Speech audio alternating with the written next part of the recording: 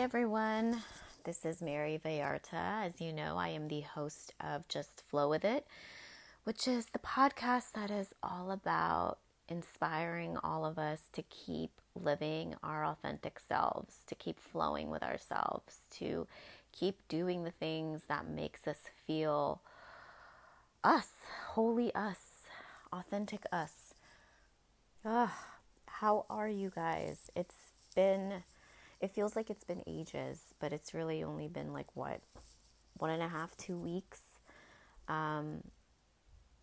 But so many things have changed, since being in quarantine due to the coronavirus. I've been working from home about 2 weeks now. My routine has completely changed, basically. I don't have that time in the morning where I get ready and drive and go to work and, get my daughter ready. Everything has been pretty much kind of so many things that are like jam-packed into one day that the day feels a lot longer because of that. I'm walking less because our apartment is a lot smaller than my entire office. I'm sort of confined to my bedroom. My bedroom serves now as my office. And on top of that, I also am a caregiver. I have a 4-year-old and she's not able to go to school, which means that I also, am there sort of acting like her teacher. So it's a lot. It's a lot that has changed very quickly. And, because of that, I haven't had the chance to process everything that has happened. So I kind of want to do that here. I kind of want to share what, my processing has led me. First off, having a schedule is key. Not just for myself, I should say, but having a schedule for myself and for my daughter.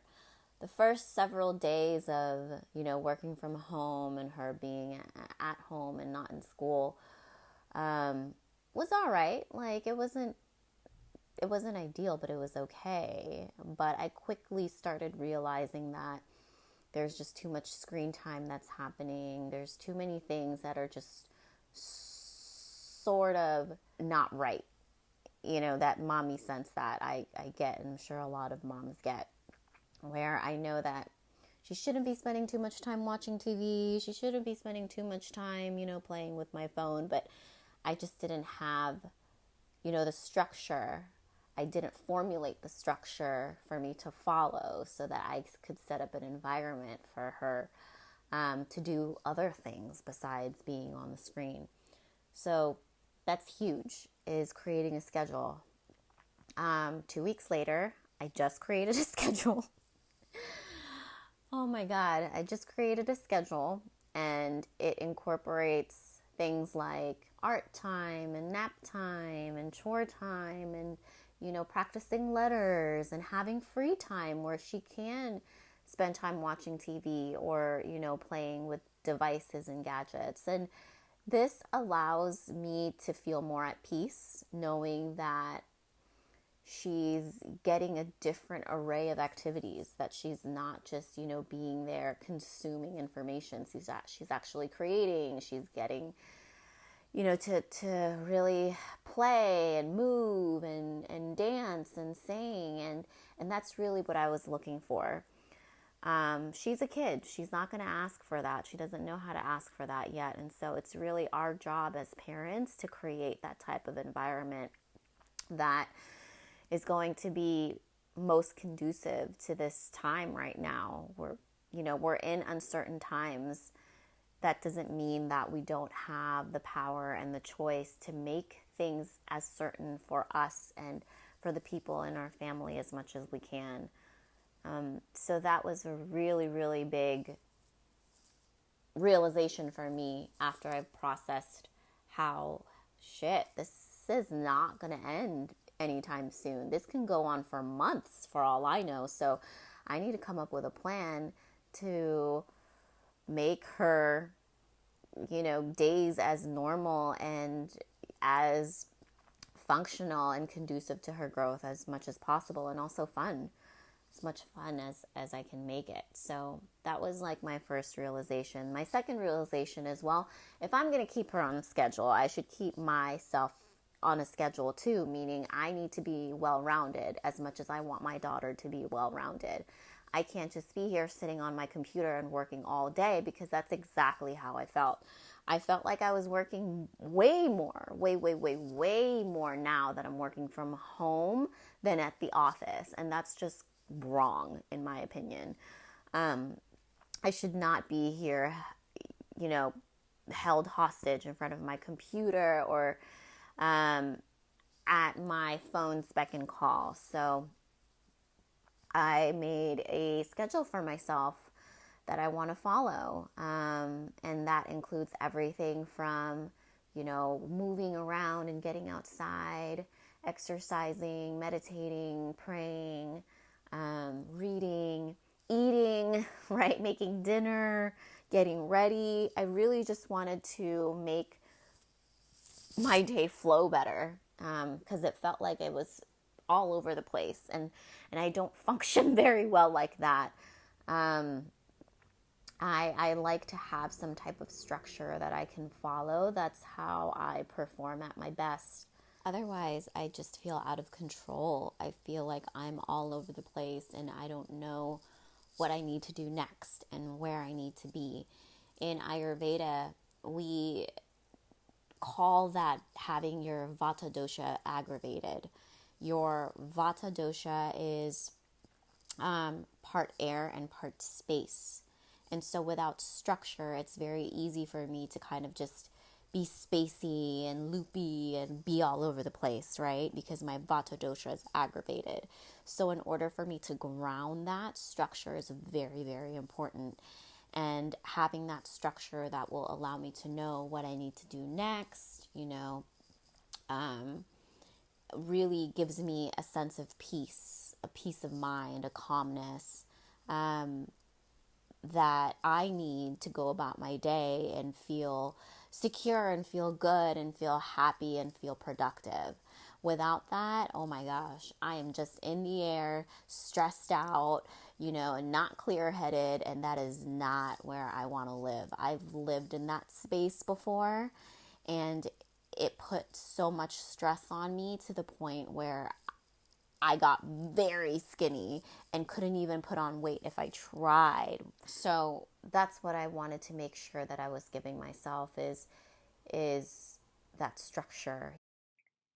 This also has shown me that tomorrow is absolutely not guaranteed. Everything that we know right now can be completely annihilated and changed and distorted in so many different ways that we can't even fathom. Um, and so it's important to not be so attached to our current reality, to material things. And what that just means to me is enjoy the hell out of each other, your loved ones right now. Don't wait, because they might not be here tomorrow. They might not even be here the next minute. Um, so I think that was a really big wake up call for me. Another thing that's related to that is, really, this has shown the importance of doing the work, doing the work to live a healthy life. Um, and that goes back to Ayurveda, because people who have lived, you know, eating well and exercising, obviously not smoking, people who just chose to like live a healthier life are the ones who are a lot more protected. They have a lot more chances of surviving this virus, as opposed to people who did not do that work, who did smoke and consumed a lot of alcohol. Their bodies are just not going to be able to take the kind of stress and the kind of beating that the coronavirus just is ready to kind of wreak on, your system. And for someone who has a strong immune system, they have a real good fighting chance. for someone who doesn't, for someone who, chose to not work on that part of their life is just now has to accept the consequences because we just don't have the medicine that we need to fight that right now. Um, so yeah, that to me is, life is precious. It's temporary, and it's also very helpful to just, be well. Like be well to your body. Do well for your body because your body will do well for you if you take care of it. My next realization is that it's really up to me, up to my partner, up to, us as individuals to make sure we take care of ourselves. I do not feel very confident about our president. I don't feel confident about our government being able to give us what we need to take care of us. So, this is something that's very serious that's happening. It's not just the normal flu, and it's not going to go away anytime soon.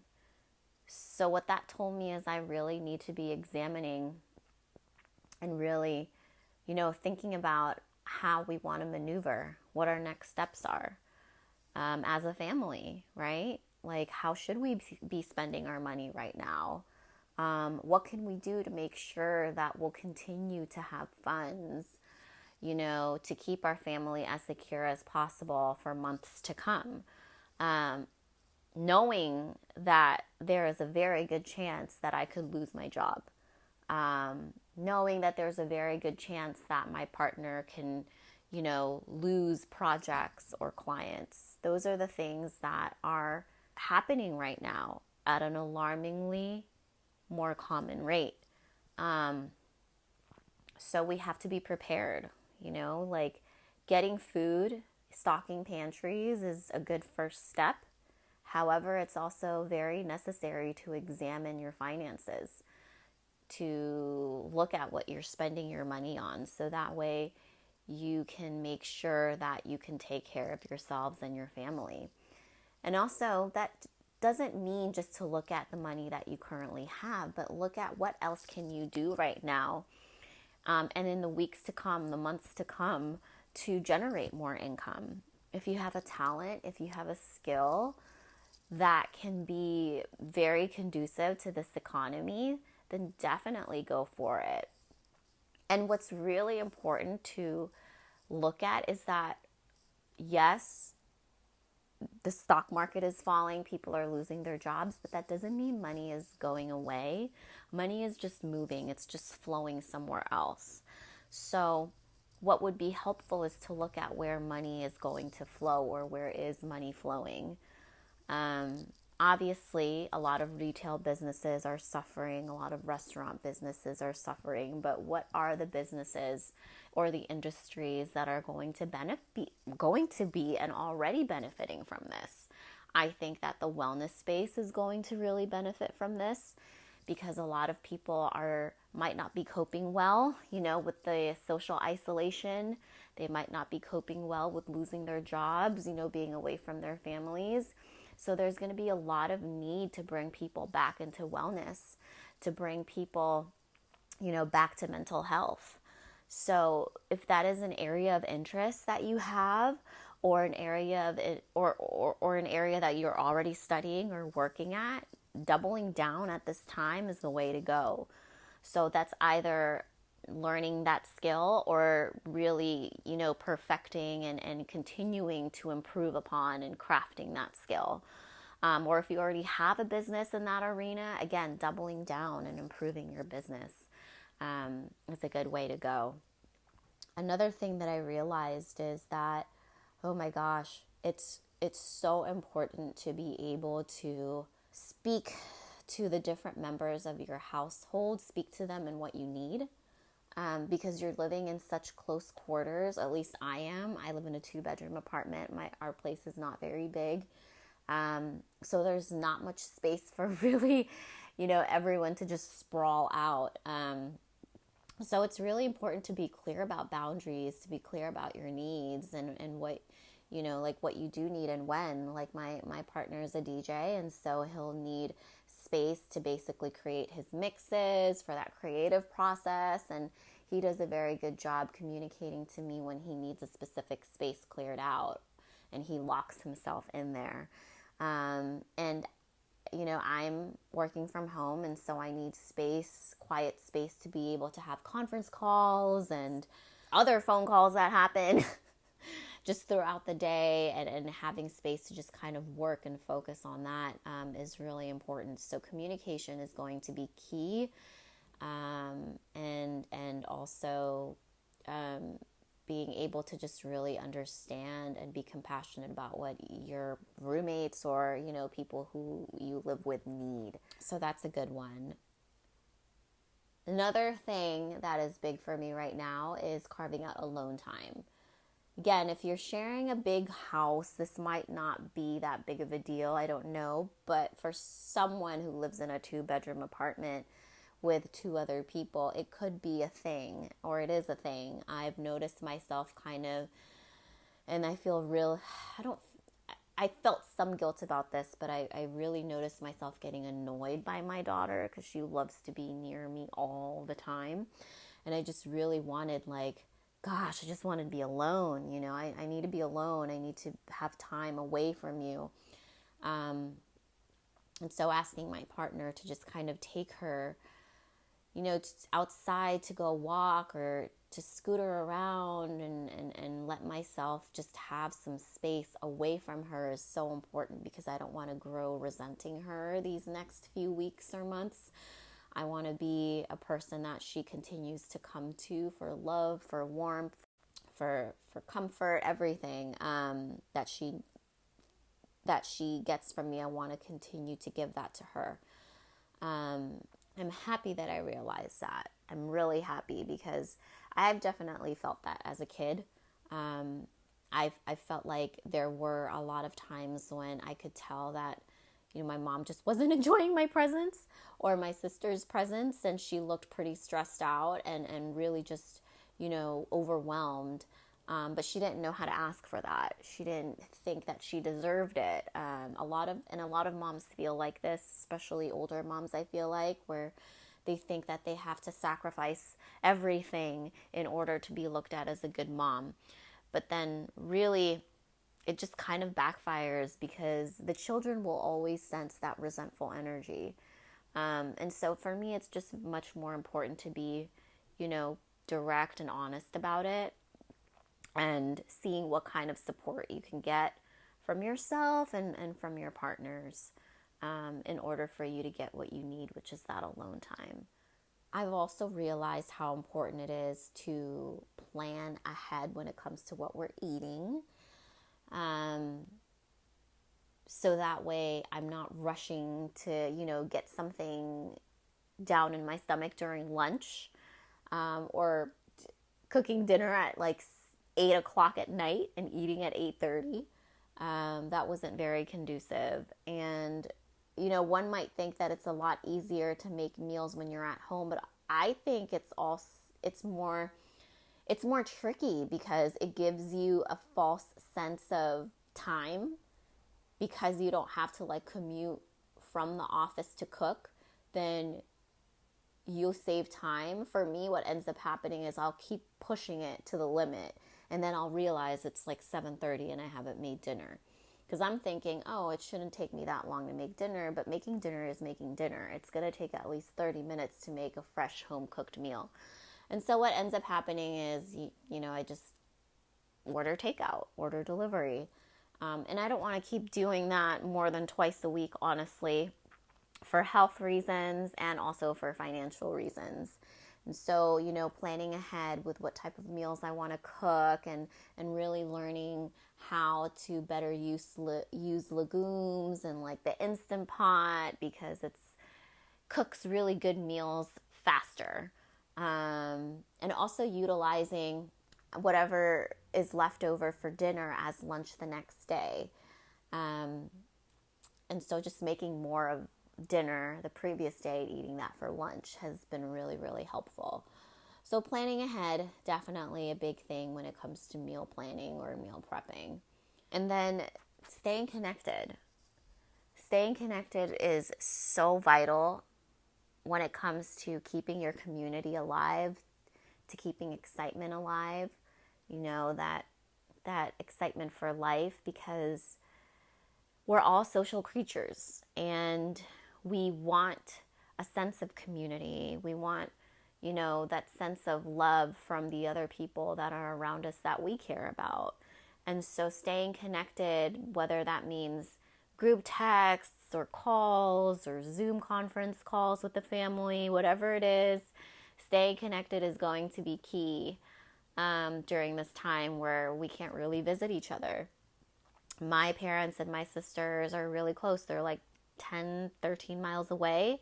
But I don't want to go to my parents' house just because they are in the older, bracket of people.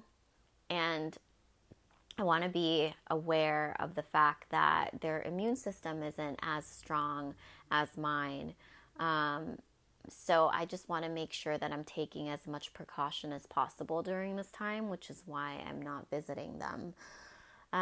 But we are FaceTiming and we're texting. I'm checking in with my friends also. So that has given me a lot more of a sense of community. So if you haven't checked in with the people you love, I recommend you do that. And then finally, use this time to really invest in yourself. If you haven't had the chance to work out, then work out. Do some yoga or ride that Peloton bike that you ordered but haven't used, or go running around your neighborhood. Use that jump rope that you have in your closet. Just invest in yourself. For me, the way I'm investing in myself right now is studying Ayurveda. When this happened, I bought this 200-hour Ayurveda advisor course. So after I complete it, I can start advising, obviously, myself and other people in Ayurveda, which is really an ancient 5,000-year-old health system. And it looks at food as medicine, right? And so its goal is to really help you become a healthy person that has enthusiasm for life, that has, glowing skin, a sparkle in the eye, balanced temperament, has the ability to just let their emotions ebb and flow naturally. Someone who is, vibrant and can look to and use their intuition and has a clear mind. Those are all the things that Ayurveda really strives to bring out and maintain in our bodies, in our health. And so that's what I'm studying, because I want to really get to know my body. I want to get to know what makes me feel a certain way, what foods are going to be best for my body, right? Like what are helpful and not so helpful lifestyle behaviors am I doing? So I want to use that information to create a healthier, happier, longer life for myself. And also for my loved ones, because I want to be able to share this information with them, of course, if they're open. And then also share this information with as many people as possible who are interested in learning about it, because Ayurveda has been around, as I mentioned, for more than 5,000 years. And it's ancient knowledge that has been here for so long that just has gotten lost. And that's why so many of us are not in tune with our bodies. We don't know how certain food are affecting our bodies. And we've lost that connection in terms of how to even listen to what our body is telling us. So that's what I really just want to uncover and really learn more about. Every time I do my studies, I feel just so right. Like I feel like this is something that I should be doing. I always feel excitement about it. I never feel dread about learning more about Ayurveda. So that's how I know that, this is my thing. This is what I'm going to do. I don't know how it's going to look like. I don't know. I can't sit here and tell you like, oh, I'm going to create this app and I'm going to write these books and this is how I'm going to make money. I don't know. Right now, I'm really just learning about it and I'm applying it to my life and I want to share it with people, and that's all I know. And I'm open to how all of that is going to look like. But I do know that eventually I do want to make this my work. I just don't know how it's going to look like. But anyway, those are my, realizations after just processing everything that has happened. Oh my goodness. Gosh, lots of things, right? So let me know how you're processing everything. Any thoughts, any realizations, life changing or not. I'm curious how you're reacting and responding to this. So leave comments in the review section.